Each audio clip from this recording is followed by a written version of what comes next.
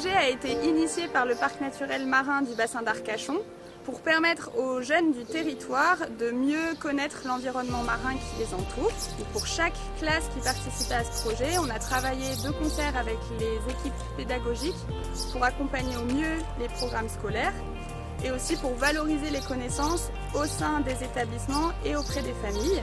On propose à tous les élèves de la 6e jusqu'à la seconde de découvrir ou de porter un nouveau regard sur des lieux qu'ils connaissent, qui peuvent être autour de leur établissement scolaire, ou alors des nouveaux lieux qui sont tout autour du bassin d'Arcachon.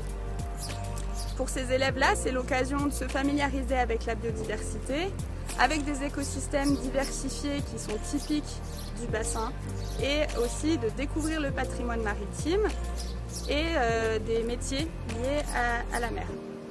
L'objectif principal de ce projet, c'est de vivre des expériences de terrain pour mieux connaître le bassin d'Arcachon et pouvoir agir dans le sens de sa préservation. Patrimoine, qu'est-ce que ça veut dire, patrimoine?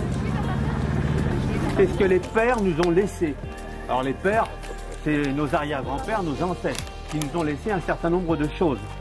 D'accord? Des objets qu'on trouve dans les musées souvent. Celui-ci, on a mis 4 ans pour le construire. Il y a une cabine.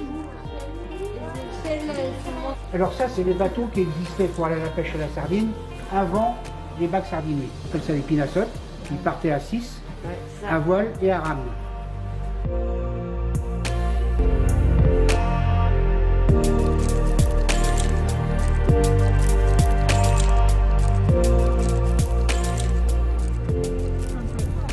C'est hyper beau.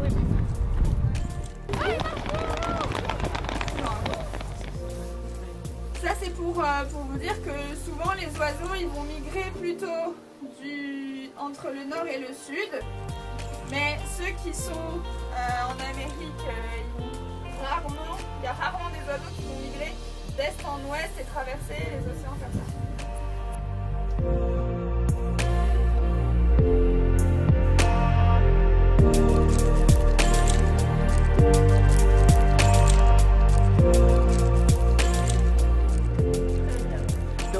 De là, quand ça commence à bien frayer dans le bassin, nous, l'Ifremer, relève un échantillon d'eau et calcule à peu près le nombre d'huîtres qu'il y a en suspension dans l'eau.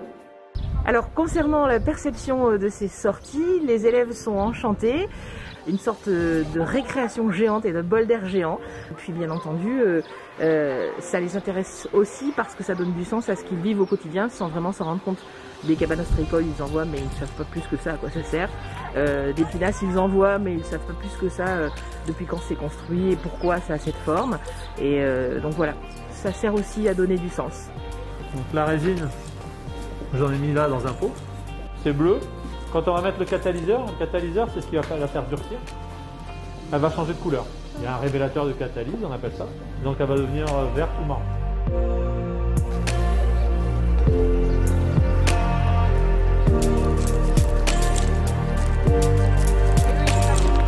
Vous vous rappelez comment ça se présentait?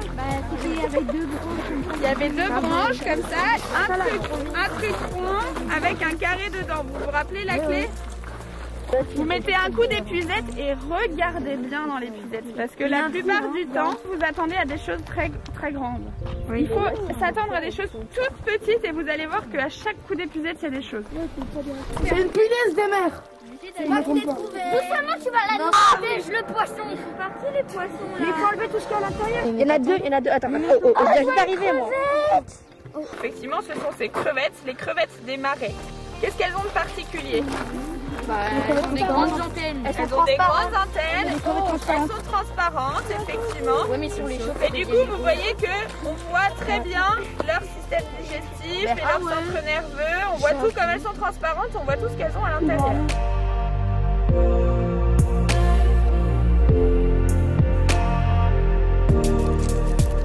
Donc en gros, dans le bassin d'Arcachon et sur les plages océanes, dès que vous mettez un pied sur le sable mouillé, vous êtes dans le parc marin. Et dans le parc marin, qu'est-ce qu'on fait? On essaye de préserver au mieux l'environnement, on essaye d'accompagner les acteurs économiques, donc les ostréiculteurs, les pêcheurs, à continuer leur activité, à la pérenniser et à avoir des bons comportements, des bonnes pratiques. Et on fait aussi de la connaissance. Il faut savoir que sur la côte atlantique, les grains de sable migrent du nord au sud en permanence avec la houle et les courants. Et donc c'est ce phénomène de dérive littorale qui a amené la création du Cap Ferret et qui a fermé le bassin d'Arcachon et qui a rendu la lagune propice à toutes les activités qu'on y trouve et aussi à pas mal d'espèces. Et ce phénomène-là d'entrée, d'aller et venue de la marée dans le bassin d'Arcachon a aussi une grosse influence sur la biodiversité qui est associée à cette lagune à marée.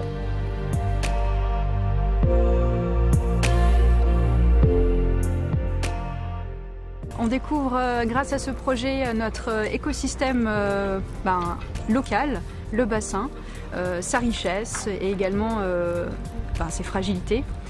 Donc on se met face au vent moteur, on monte la voile et une fois qu'on aura monté la voile, on déroulera le grand phoque, le génois qui est à l'avant. Ce qui sert à monter les voiles, c'est des drisses.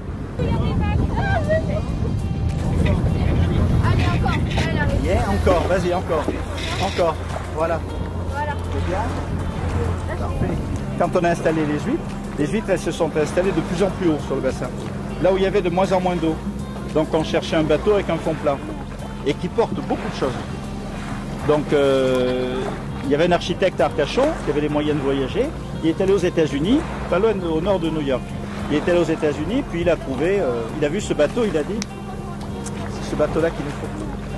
Donc il a ramené les plans et ils en ont fabriqué à partir des années 1880-90. Je ne rapproche pas trop des poteaux, c'est pas des poteaux, hein, c'est des piquets si vous voulez, des pignottes. Allez, tire là-bas un peu, on va longer.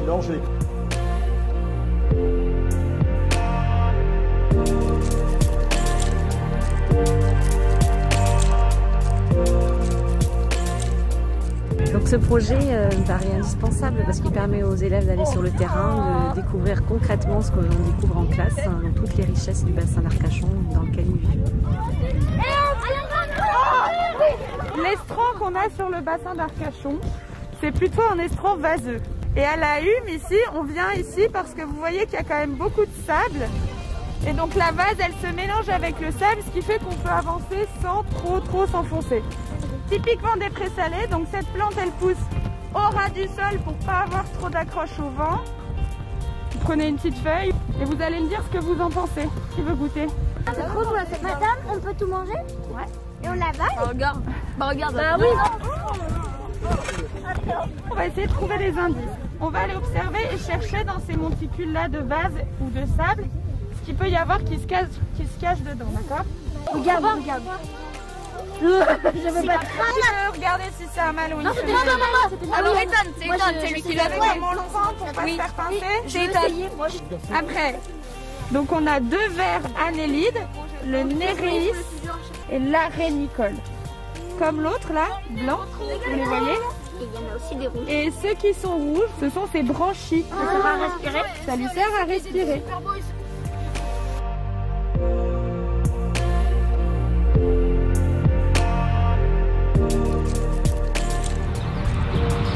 Alors aujourd'hui, nous avons amené une classe de 6e dans un milieu proche de chez eux, puisque nous sommes au Cap Ferret, proche de chez eux, mais qui ne connaissent pas tant que ça.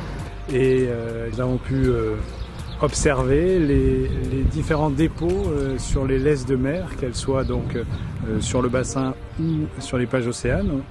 Et à la fin de cette journée, nul doute que les élèves auront appris énormément de choses sur ce milieu. On va faire une petite enquête pour savoir ce qu'on trouve dans la laisse de mer. La première étape, c'est d'observer la plage et de trouver l'endroit le plus riche en éléments. La deuxième étape, c'est de placer le quadra et de plus le bouger jusqu'à la fin de votre enquête.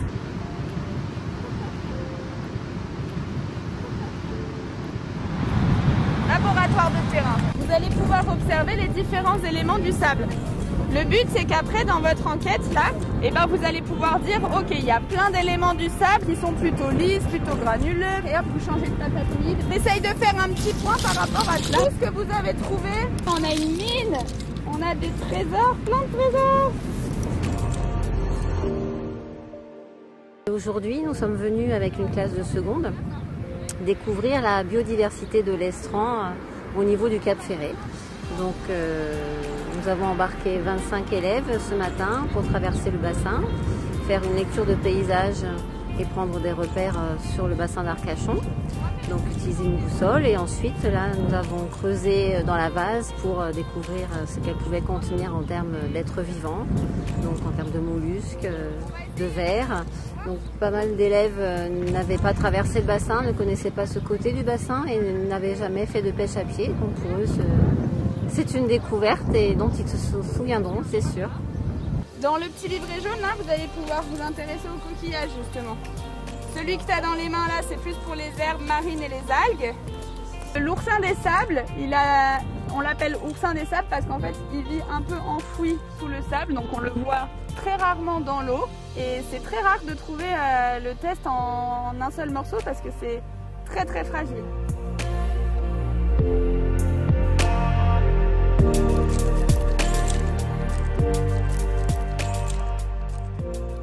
Aujourd'hui, nous avons travaillé sur un herbier azostère.